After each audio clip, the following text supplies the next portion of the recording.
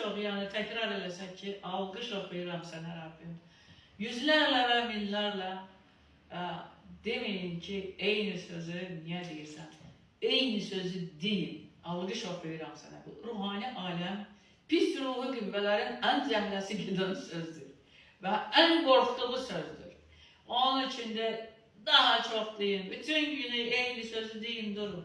Qoy dünya bizə dəli desin, amma bizim ruhani aləmdə xəbərimiz var. Biz öz ruhani aləmdəki olan haqqımızı həmişə tələb etmək hüququmuz, haqqımız var, bilirsiniz. Çünki biz varislərik, əziz dostlar. Varislər olaraq da biz bunu eləyirik, eləyə bilərik. İsa da bizə dedi ki, şeytana qarşı özünüz durun, sizdən qaçacaq. Onun üçün də o bizə haqq hüquq verməsəydi, bunu bizə deməzdi. Bizə qoyduğu bir şey, bizə verdiyi haqqı hüququ bizdən tələb edir. Vermədiyi bir şey İsa bizdən, yəni Tanrımız, Rəbbimiz bizdən heç vaxt tələb eləmir. Və tələb eləyin, cürətlə Rəbbin önünə gəlin, cürətlə deyir, mənim ruhani aləmdə olan haqqımı tələb edirəm. İsa Məsihin adıyla, yaraları bahasına, şəfalıyam.